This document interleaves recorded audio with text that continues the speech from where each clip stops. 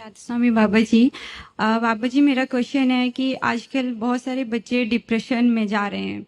Even in my family, my husband and cousin brothers also suffered a lot from the depression.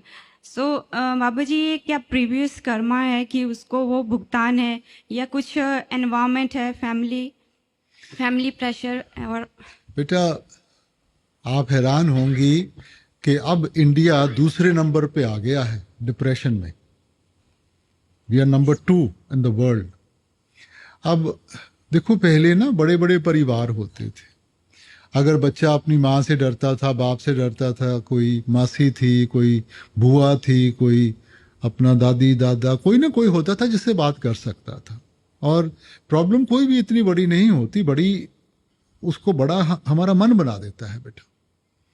इसलिए हम depression में चले जाते हैं। अब डिप्रेशन क्या है? आप किताब को लेके ना अगर उसको फ्लिप करेंगे, आप क्या कुछ समझ पाएंगे? मगर एक एक पन्ना करके जाएंगी, आप पढ़ भी सकती हैं, समझ भी सकती हैं। तो जब वो मन ओवर ड्राइव में पड़ जाता है ना, तो उसको कुछ समझ नहीं आती, उसको डिप्रेशन हो जाता है बेटा। तो डॉक्टर भी जो दवाई देता है, क्या देता है कि मन आहिस्ता चले, उसका ड्राउजी हो जाएगा, मन स्लो हो जाएगा, उसको समझना आसान हो जाएगा बेटा। अब क्योंकि हम सब कुछ अपने मन में रखते हैं, वो अपनी पूरी भड़ास सब कुछ मन में रखते हैं, तो फिर वो कहीं ना कहीं उसने निकलना है। अब अगर माँ बाप हैं या बहन भाई हैं, यार दोस्त हैं, एक दूसरे से बातचीत करें। अब बातचीत खत्म हो गई है ना। घरों में बाद में कोई जाता है, पहले टीवी ऑन हो जाती है या हाथ में सेलफोन आ जाता है। ना कोई इकट्ठा बैठ के खाना खाता है, ना कोई एक दूसरे का दुख दर्द बांटता है। इसीलिए ये चीजें होती हैं। तो ये तो हमने खुद अपने ऊपर लाई है ना ये अवस्था। अब ये कहना कि जी किस्मत में लिखा था या और कोई चीज थी, ये अवस्था तो हमने खुद बनाई है। तो क्यों नहीं परिवार इकट्ठा बह के रोटी खाता? क्यों नहीं एक दूसरे से बात करते? अब बड़े बड़े शहरों में वक्त किसी को होता नहीं है।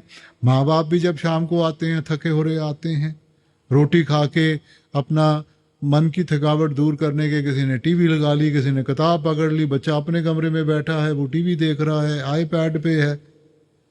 तो क्योंकि बातचीत खत्म हो रही है बेटा। अगर बातचीत बनी रहेगी ना, तो कुछ नहीं होगा। बाबू जी, मेरा घर नियर बाई भोटा है। वहाँ पे लद्रौर सेंटर है। तो मेरे फादर इन लॉ ने रिक्वेस्ट किया है कि आप वहाँ पे ज़रूर आएं। और बाबा जी, भजन के टाइम में मन को कंट्रोल करना बहुत मुश्किल है। तो इसीलिए तो कैसे कैसे नहीं बेटा, करें बाबा जी? देखो, मन लज्जतों का आशिक है। जो भी मन को आदत पड़ी हुई है, मन ने तो वैसे ही चलना है। तो मालिक ने हमें विवेक दिया है, हम अपना विवेक इस्तेमाल करके देखें कि हमारा फायदा किस में है।